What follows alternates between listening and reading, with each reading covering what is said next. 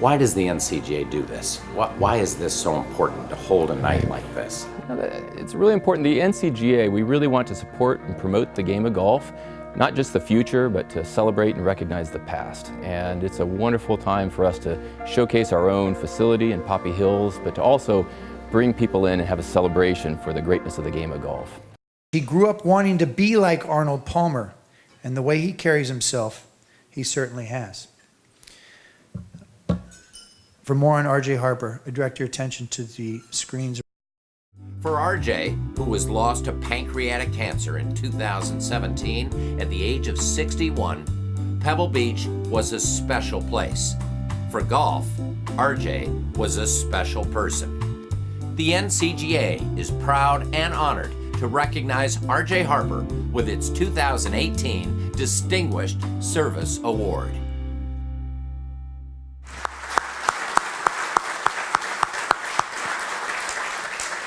His love for and commitment to the people of golf and Pebble Beach were at the center of all he did. RJ Harper, everybody misses him, local guy. This is a special award for him, isn't it? This is a very special award for the Distinguished Service Award. RJ Harper couldn't be a more deserving person. It's the highest honor that the NCGA bestows on anyone who has given a lot of their game back to the game of golf to promote it, make it better, and help the health of the game. What do you now miss most about RJ Harper? His smile and his guidance. He was just one of the most incredible people. He was a mentor to so many, and he always had a smile on. He always had a hand out. It didn't matter what walk of life you were, who you were, he was always there for you. And there's times, I would say almost every day, that I just think, what would RJ do? And then I make that decision to go on. I don't know if you know this, but he really was baseball as well as football. And baseball was really his first passion. And then, of course, it was football. And then when he came to Pebble in 1985, and he sat and leaned upon that tree on 18, he said, I'm going to get back into the game of golf, and I'm going to become a golf professional. And that's what he told his wife of that time, Kelly. And then, you know, came two boys, and I mean, golf truly was his life. But I have to tell you, it really was Pebble Beach Company. Working for Pebble Beach Company, you're a family. You know, we are very blessed, anybody who works here, because you are a family. When you hear RJ Harper Distinguished Service Award, is that enough of a title for him? You know, there's no title that fits the type of man that he was and what he gave to not only life, personally and professionally, but to the game of golf. You know, RJ started the AT&T Junior Golf Association with others on this peninsula, and he always wanted to make a difference in not only the youth for golf, but the women in golf, the young girls in golf. His boys both played golf. He loved the sport so much that he wanted to make sure that golf entered everybody's life, whether you played or not. Golf has something to offer to you, even if you're just watching it. And that's how RJ was. He taught us all to love the game for what the game was. So getting this award for his boys tonight and receiving it, and then to go and present to the boys, is quite an honor for me. Still, the competitive fire burns. In both 2012 and 2014, she was runner-up at the California Senior Women's Amateur Championship. Sally was also runner-up at this year's NCGA Senior Women's Amateur. Sally Voss Kruger, welcome to the NCGA Hall of Fame. It's an amazing honor to be here tonight, and most importantly, Northern California is a very special place. You know, the golf courses, everything about it, the people are the most important. As you know, golf is all about the people. Thank you for this honor. It will be treasured. Why have you loved golf so much during your lifetime? It has been my life. It has been my friends, golfing family. It's brought exercise and balance and experience, and it's just been a phenomenal thing for me. Did you ever really consider going pro instead of No. becoming a doctor? No. Never? No, my dad was a physician and my older brother and sister physicians. That was just made for me. But it still has allowed you to play golf. It's wonderful. And oh, by the way, because of handicapping systems, NCGA, et cetera, people of disparate ability can play together and have a nice little competition. And it works. Can't do that in tennis, can't do that. I mean, and it's just, or you can play it by yourself. It's just, there's no other activity for people to enjoy their entire lives that fits all that. What does this Hall of Fame honor from the NCGA mean to you tonight? It means that I'm a teeny weeny little slice of a really neat history. It's a great organization. Overall, Randy has won more than 200 NorCal tournaments, including the San Francisco City and Alameda commuters. And he's still going at it with the side saddle putting still there too. Of course. Randy Haig, welcome to the NCGA Hall of Fame. The NCGA provides people like me and Casey and the others a chance to compete on some of the greatest venues in the world and meet some of the finest people that you're going to find anywhere in your life or anybody's life. And I'm so honored to be standing in front of you this evening. Thank you, everybody, so much. It's a really good question. I think there's something about the individual aspect of it and the challenge of it and just, the beauty of it too. Being outside, beautiful setting, very challenging, and a way where you can develop great camaraderies. And also you don't have some linebacker coming at you and trying to crack your neck open. So kind of like that part of it as well. What's the key to winning tournaments? Swing, putting, mental, all? I think my desire to play at a high level and my burning desire to not be mediocre. Every time my game would slip, I would have a sit down with myself and say, okay, do you want to head in this direction? Or do you want to work even harder and get back to where you were before? And I think, quite honestly, pretty much every player has to have a few of those discussions with themselves, especially as they get older. Where do you want to be competitively? Do I still want to play against the kids, or do I just want to play senior golf? So I worked very hard. I don't think anybody will ever know what went on behind the scenes. Finally, Randy, what is this honor by the NCGA to put you in the Hall of Fame meeting?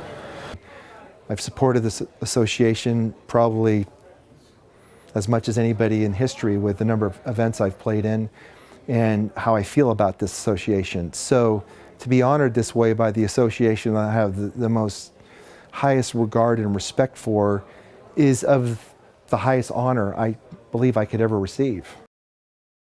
In 1964, following a win at the Bing Crosby National Pro-Am, Tony rang off 3 more wins in the next 4 months. Just a few weeks later, he'd win his first major, capturing the Open Championship on the old course at St. Andrews. The NCGA is proud and honored to induct Tony Lima into its Hall of Fame.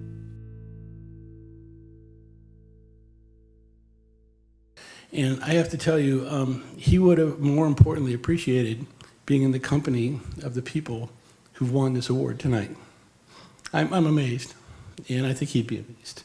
And I think he would be touched by what you all did, what you did, and more importantly, what you brought to the game.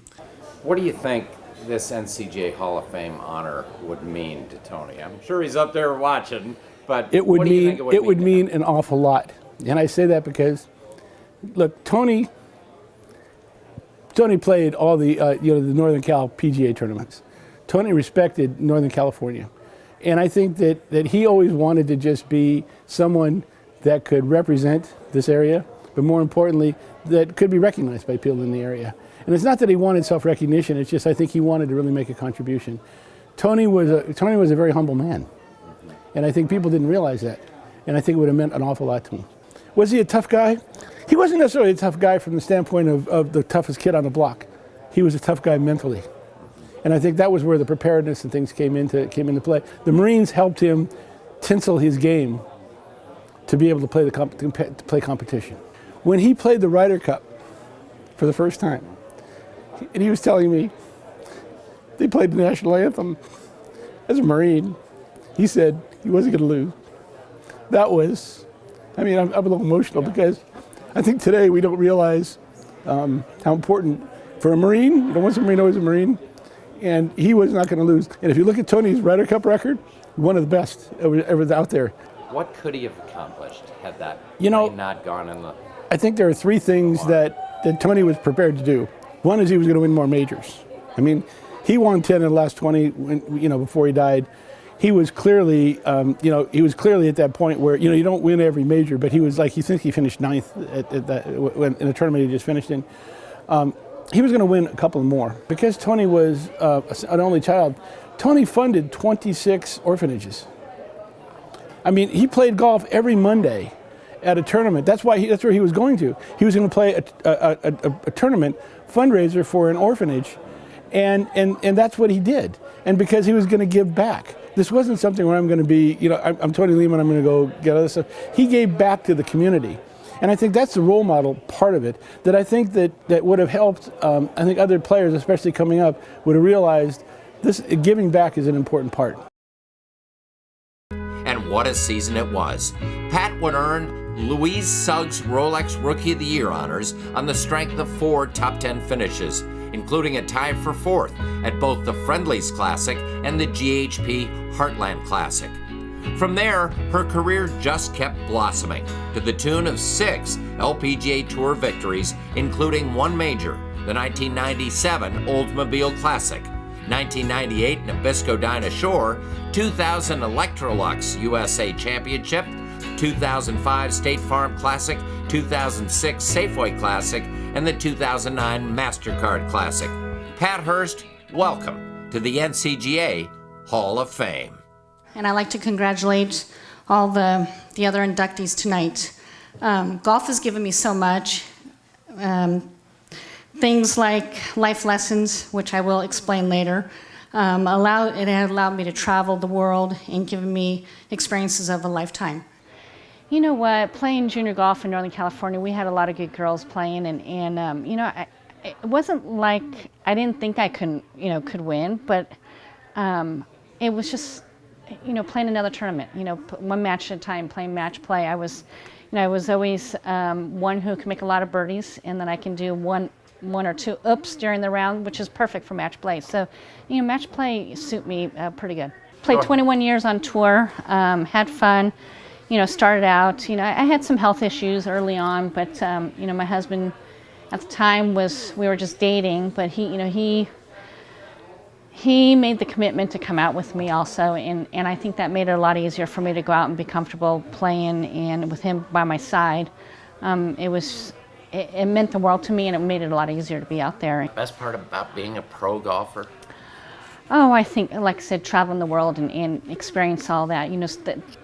There are places that I wouldn't have gone to if it wasn't for golf. Your friendship with fellow Northern California golfer Julie Inkster, your sisters, basically, am I right? Yeah, again, we love the travel together. We love the eating together. We build our schedules around, where we want to go, what we want to do and stuff. So yeah, I went to San Jose State on the Julie Inkster scholarship. So I'm on scholarship for the rest of my life, according to her.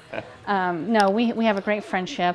The bonding that we have is, nobody can take that away from us. You're already a member of the San Jose State Sports Hall of Fame and now the NCGA. Have you been able to gather your thoughts and really realize that forever you're a Hall of Famer in Northern California? Yeah, I was just on the phone tonight with another friend, and we were talking about it, and said, "Are you excited?" I said, "Yeah." I go, "This is something that no one can take away from you. It's all the hard work is all the hard work that you put into it. It's an honor. So, I'm glad that like I said, I'm just honored to be here."